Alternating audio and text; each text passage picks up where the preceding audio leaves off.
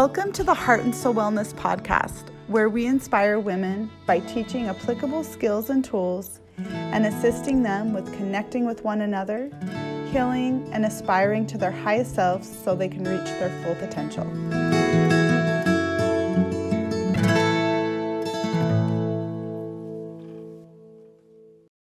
Hello, it's such an honor to be with you. Thank you so much for joining us. I'm really excited about our topic today. So this is a part 2 series in Rising from the Ashes. So our last podcast, we talked about Sarah's story, and this is part 2 of that story. So instead of me sharing Sarah's story, I'm going to be talking a little bit about what it means to rise from the ashes. And we'll be using some, one of my favorite mythologies, which is the Phoenix today. But primarily we're going to be talking about building resilience and taking ownership for your life and what it means to thrive versus survive. Okay, so first thing is I want to share a quote. And this is from Alice Miller, who I absolutely love. For the human soul is virtually indestructible, and its ability to rise from the ashes remains as long as the body draws breath. This is from Alice Miller.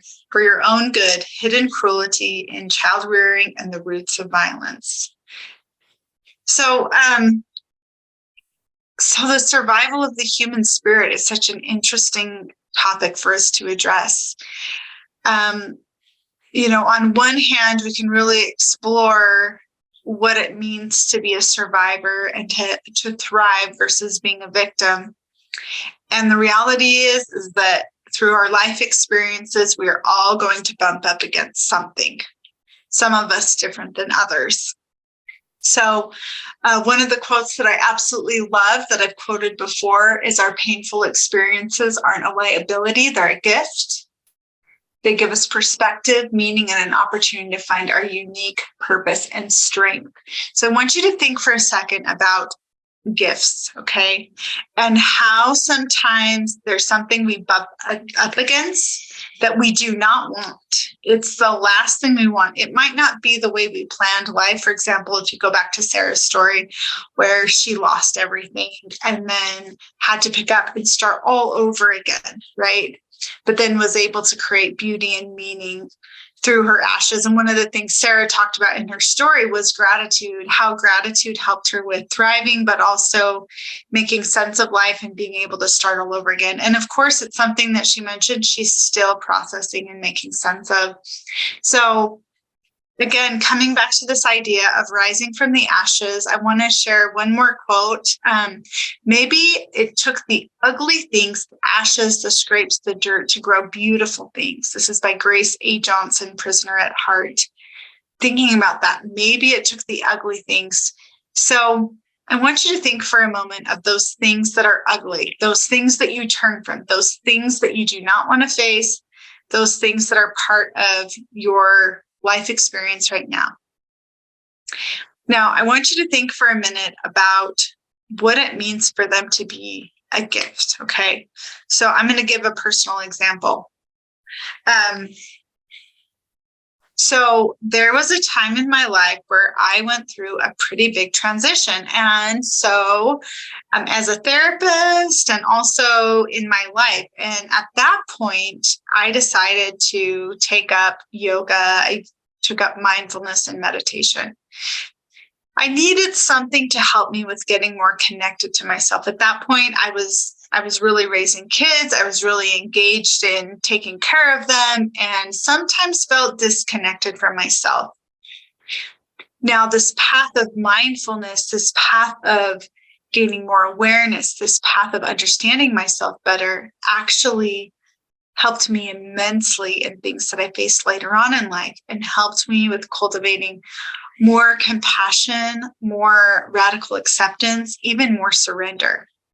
And I think surrender is one of the most challenging experiences, but yet the most rewarding. When we can face something head on, and it takes time, And then even surrender, even when we surrender to what's here without the necessarily striving to change it, or sometimes we go into striving or like almost in a sense of trying to gain control by doing all of these things, trying to avoid the pain that we're feeling. But actually, when we surrender and let ourselves feel what's present, we are then able to gain deeper awareness and insight into our experiences. And I love one of the concepts that Jon Kabat-Zinn talks about. And one of the things that he talks about is mindfulness is really about loving life. And he talks about how we can't change the waves, but we can learn how to surf. So, you know how you just feel like sometimes you're drowning, like things are hitting you and you don't know how you're going to get on top and you don't know how you're going to take the next step forward. So these are the moments of our growth and where we are stretched, and that stretching helps us with this deeper sense of compassion and really connects us to our own humanness and the connection with other people. So it contradicts kind of our nature of what we naturally want to do when we face challenges, which sometimes is running, sometimes is sometimes we go all in, sometimes we avoid whatever it is that we end up doing. Sometimes we emotionally numb or find something like shopping, right, to try to numb the pain. But these experiences are a gift. They cultivate within us a resilience that is what we need in life to be able to thrive. Now, there's two differences. So we can survive, we can thrive. And then the other thing is that we can be a victim or we can be a thriver. Instead of surviving, I like to think about thriving. So when we're a survivor, we're just getting through, right? We're surviving is I have survived, which is incredible. Like I made it through this thing. And a thriver is like I'm taking these pieces of pain and I'm turning them into something beautiful. And so I want to share something with you as we're exploring this topic. Rise up, feeling all the heat. Keep up, chasing all your dreams to reach the destiny that you always deserve. Make your daydreams a reality. Be ready to face death and make them true. To tell a tale that deserves place aside legends. Sweat your blood to make champions champagne. Melt your strength to make your dreams a golden truth. To reach heights that were never thought of before. Leave all your sorrows and weaknesses. Wear a shield of courage, a suit of determination. The phoenix, the gentlest and most wonderful of its kind, memorizing beauty and brilliant color. Its cry synonymous to a lovely song, but comes time, consumes itself in its own magnificent flame, and from its own ashes will rise and reborn anew. This is by Kahit Minsan. So, this idea of that we're all going through a rebirth, we're all going through a process of becoming our best selves. And because we're on this path of growth and renewal, we are going to go through times where we are rising from ashes. Sometimes that means everything falls apart and we're trying to figure out how to start all over again. Sometimes that means we face some really big challenges. We face some things we never thought that we would face before. I just finished a book, The Tattooist of Auschwitz, and I often think about the Jews and all those that were sent to the concentration camps. And I think about that day. There's no way that they knew on that day they would be headed to the concentration camps. And yet the cruelty and brutality actually became more and more severe while they were there. And the story that I read was about how love really helped well, not just these two people, but the story about the main character, Lel, and this girl that he fell in love with. Love helped them truly to survive. And then afterwards, well, I won't spoil the story for you in case you read it, but love helped them to survive and then later on to thrive. And so this idea of what sometimes when we're rising from the ashes and everything feels like it's taken or we're surrendering to life, this is when we truly find out what we're made of. So this is when we're building resilience. So I want to share one more thing with you. And this is something that I use all the time in my therapy sessions. It's really a phenomenal idea to think about. So a calorie pear tree became known as the survivor tree after enduring the September 11th, 2001 terror attacks at the World Trade Center. In October 2001, a severely damaged tree was discovered at Ground Zero with snapped roots and burned and broken branches.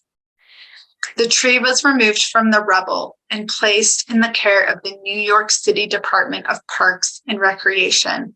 After its recovery and rehabilitation, the tree was returned to the memorial in 2010. New, smooth limbs extended from the gnarled stumps, creating a visible demarcation between the tree's past and present.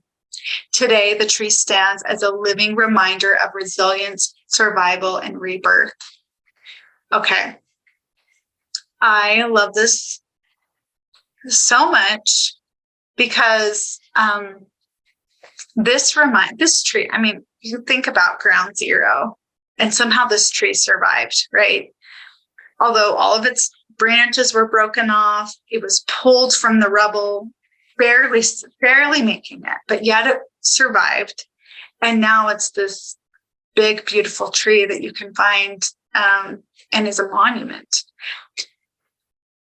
So how can we draw, what can we learn from this and what can we draw from this story? When I think about this tree, I think about the resilience that this tree had. And I think about the roots that were deeply embedded in the ground, that although Ground Zero happened and it was found in the ashes, it still had life. Okay. So sometimes we're going to feel as though there may be times where we feel as though everything's been taken from us, or it may feel like, what do I do now, right? We may feel like we barely have any life left. Yet, as we engage in nurturing activities for ourselves, when we engage in self-care and more awareness and understanding, as we're moving through these challenges, we can begin to cultivate a very beautiful resistance. We can create a life of beauty and understanding as we rise from those most difficult moments in our lives. So oftentimes we tell ourselves a story about what our experiences mean about us. So when we attach to a negative belief and then we decide because, for example, somebody harmed me, this means that I am not good enough or I don't deserve love and belonging, we may then continue on a path where we are attracting similar situations and circumstances because of the narrative we are creating and because of those situations we are attracting into our life. However, when we become aware of it and when we decide that we want something different, our spirit is then, our spirit, our mind, our body are all connected to finding something different. And this may take time. The road of recovery is not a one-time event. It is a process. And so when we start to become aware of what we need and start to engage in different patterns than the old ones, we are truly engaging in a rebirth process. We are truly choosing something different. And what I love about this is the deep soul work that we end up doing. It's this deep connection to ourselves at a deeper level than maybe we've ever gone before. And this allows us this deep growth and process with being connected. One of the things I often recommend to people is to remember that we're growing and we're being stretched. So when we have experiences that happen, if we can come back to our own awareness, our own sense of self, we may be able to navigate these challenges in a different way.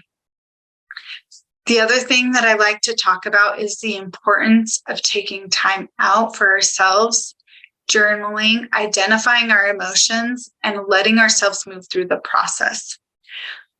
I like to check in with myself when I'm engaging in maybe wanting to control a situation, maybe wanting to pull away from a situation or even cling to a situation. These are all really helpful to know and understand because it's going to help us to see what our patterns are.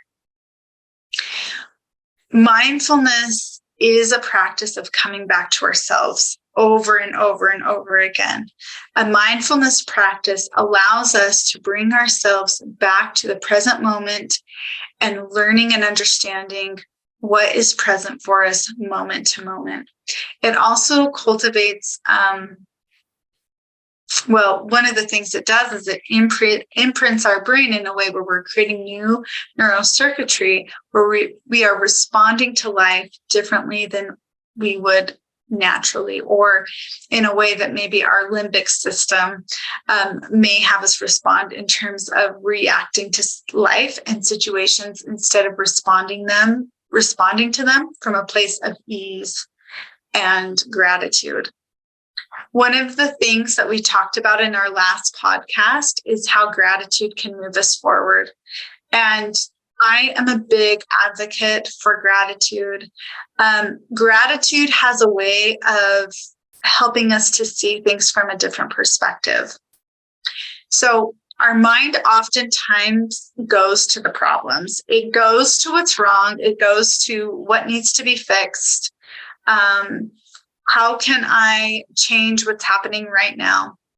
And I think one of the reasons why that is because it's very helpful for us to build more circuitry by actually leaning into what we're feeling instead of pulling away from it.